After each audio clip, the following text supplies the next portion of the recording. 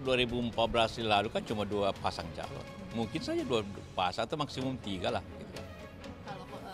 Wakil Presiden Yusuf Kala mengeluarkan pernyataan yang mengisyaratkan tidak ikut meramaikan Pilpres 2019.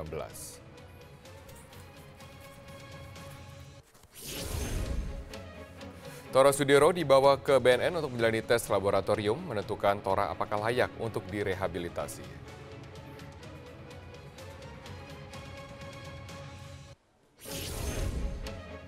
Perusahaan jamu Nyonya Menir tutup setelah 98 tahun berdiri. Perusahaan jamu yang pernah menyandang tersukses ini dinyatakan pilot.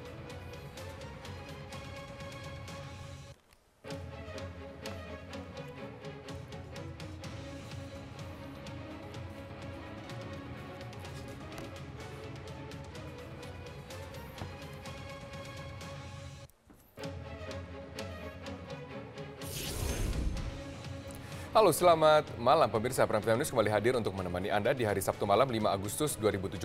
Publik kini terhenyak dengan penangkapan Tora Sudiro akibat obat-obatan yang tergolong psikotropika golongan 4. Obat yang dimiliki Tora adalah obat penenang yang bisa dibeli secara bebas melalui online hingga saat ini.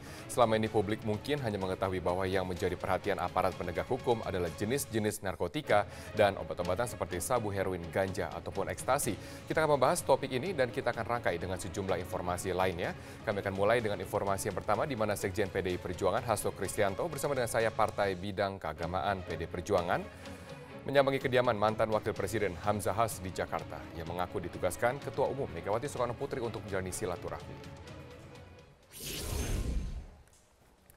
Usai pertemuan yang berlangsung sekitar 1,5 jam, Hasto tidak menjelaskan apakah kehadiran di rumah Hamzah Has juga membahas mengenai pemilu presiden 2019. Ia hanya mengatakan dalam pertemuan menyampaikan salam Megawati untuk Hamzah Has yang pernah berpasangan memimpin Indonesia pada tahun 1999 yang lalu. PDI Perjuangan sendiri menginginkan pengalaman Megawati dan Hamzah Has mengatasi krisis multidimensi pada era reformasi yang dapat dituliskan sebagai pembelajaran penting bagi Indonesia. Apalagi Hamzah Has bisa dijadikan saksi bahwa PDI Perjuanganlah partai politik yang tidak bertentangan dengan agama manapun.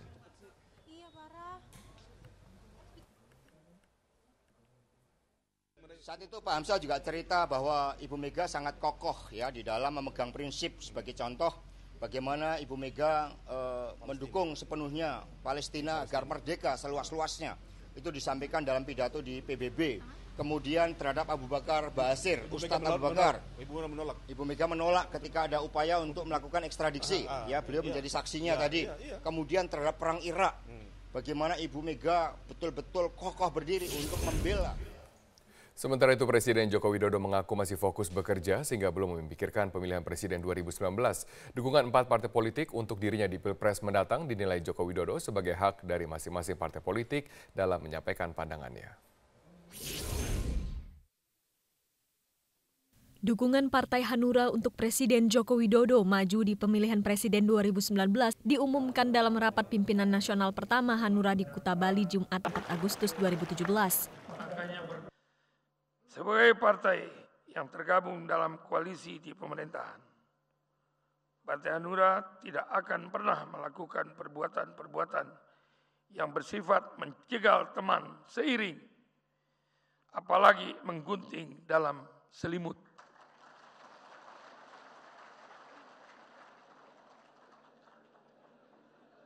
Lah iya dong, kalau berteman itu harus tulus, ikhlas, tidak boleh ada selingkuh.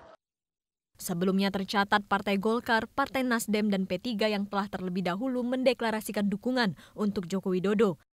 Maka jika dihitung berdasarkan perolehan suara di Pilpres 2014, Joko Widodo telah mengantongi 31,6 suara di parlemen dan 33,26% suara sah nasional. Sehingga angka ini memenuhi syarat ambang batas presiden dalam Undang-Undang Penyelenggaraan Pemilu yang baru. Joko Widodo yang hadir dalam Rapimnas Hanura menyebut dukungan 4 partai tersebut sebagai hak setiap parpol. Setiap partai mempunyai hak ya, untuk menyampaikan pandangannya dan dukungannya kepada siapapun. Itu adalah hak partai. Kalau juga ada individu yang menyampaikan dukungan juga itu hak setiap individu untuk menyampaikan pandangan politiknya dan hak politiknya, karena itu aja.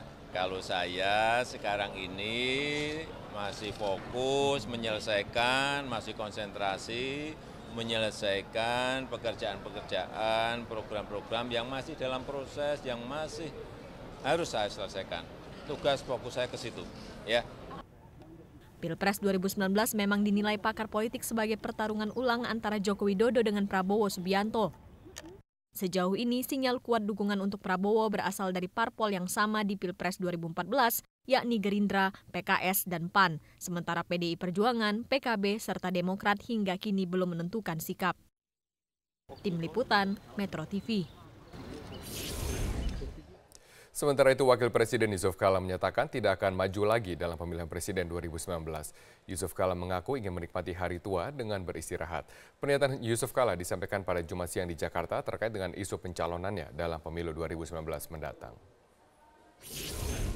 Kalau 2014 lalu kan cuma 2 pasang calon. Mungkin saja 2 pasang atau maksimum 3 lah. Gitu kan. Kalau kubu-kubunya Pak, perkiraan? Oh nantilah, saya belum lihat.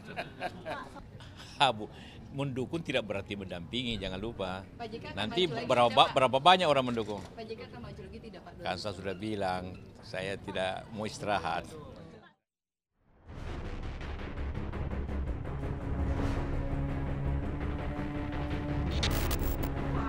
Kepada TS di kediaman dan melakukan penggeledahan, ditemukan barang bukti berupa 3 strip dumolit,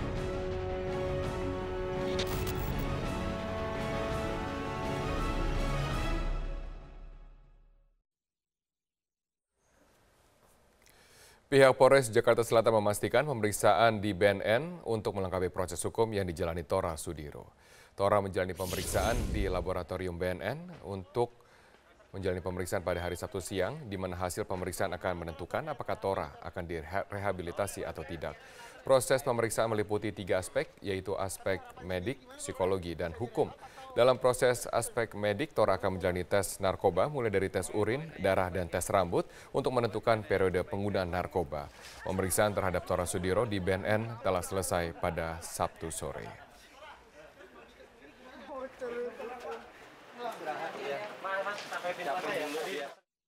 Dan kita akan melanjutkan sekarang dari BNN agar cakupannya bisa lebih luas, kandungan apa yang ada di dalamnya dan pelanggaran apa yang bisa kita laksanakan untuk melakukan penyidikan lebih lanjut. Ini untuk menguatkan sangkaan yang saat ini disangkakan ke Tora atau bagaimana Pak? Salah satunya adalah menempatkan hukum pada posisinya. Gitu. Untuk memastikan nantinya apa yang disangkakan. Sementara itu, Tora Sudiro kini mendekam di tahanan Polres Jakarta Selatan. Ia diduga melanggar Undang-Undang Psikotropika karena menggunakan dumolit yang mengandung nitrazepam. Nitrazepam merupakan psikotropika golongan 4. Tora Sudiro resmi menjadi tahanan narkoba Polres Jakarta Selatan sejak 4 Agustus 2017. Aktor peran berusia 44 tahun ini dinilai melanggar Undang-Undang Psikotropika tentang kepemilikan dan penggunaan dumolit tanpa resep dokter. Kabag Humas Badan Narkotika Nasional Sulistian Riyatmoko menjelaskan, dumolit tidak termasuk dalam jenis narkotika, namun masuk dalam kategori psikotropika golongan 4. Dalam kondisi penggunaan psikotropika yang tidak sesuai aturan, tindakan yang dilakukan pengguna bisa digolongkan sebagai penyalahgunaan zat psikotropika.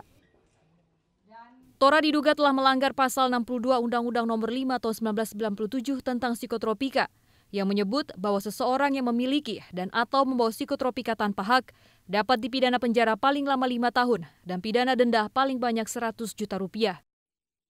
Sepanjang dia memenuhi unsur di dalam Undang-Undang Kesehatan itu, maka Polri akan menjerat dia dengan sanksi pidana. Dan Tora Sudiro ini dijerat dengan Undang-Undang Kesehatan itu tadi. Undang-Undang Psikotropika jungto Undang-Undang Kesehatan. Karena ada proses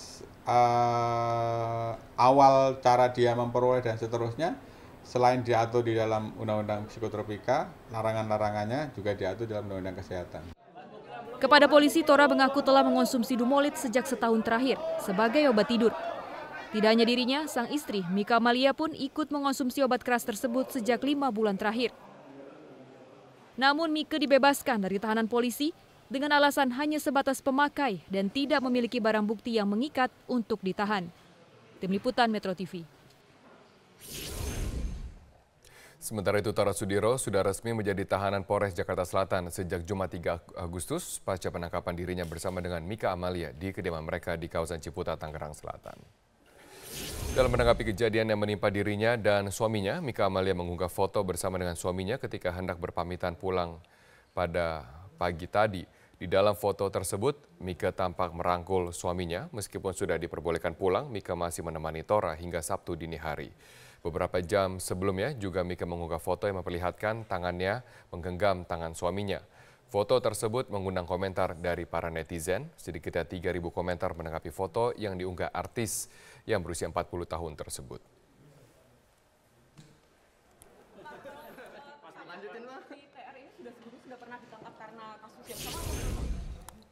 Sementara itu, menanggapi kasus hukum yang menjerat Tora Sudiro, pihak keluarga melalui ayah dari Tora Sudiro menyampaikan bahwa keluarga menghargai proses hukum dan aturan yang berlaku. Keluarga dan Tora akan menjalani setiap proses yang diperlukan dan menjadikan ini sebagai pembelajaran. Kita sih biasa aja ya, karena masa seneng terus, dia mesti susah juga sekali-sekali dong. Jadi semoga dengan ini kan pengalaman ya. Pengalaman yang menimpa dirinya gitu. Jadi dengan demikian dia akan makin kuat menghadapi segala cobaan. Sempat ngobrol apa aja Pak? Enggak, tanya apa kabar, baik gitu. Kan saya kan tahu dari mukanya kalau dia susah. Saya udah hafal bener. Mukanya gimana Pak? Mukanya nggak susah, beda sama kemarin-kemarin. Jadi udah lebih relax gitu. Iya. Tora sempat menyampaikan apa begitu Pak? Hah? Sama Bapak? Sampai Ada yang disampaikan? ada. Apa itu Pak? Aku sayang papa. Benarkah Tora Sudiro menggunakan dumolit hanya untuk mengatasi kesulitan tidur? Kita akan membahasnya sesaat lagi. Tetaplah bersama kami di Prime Time News.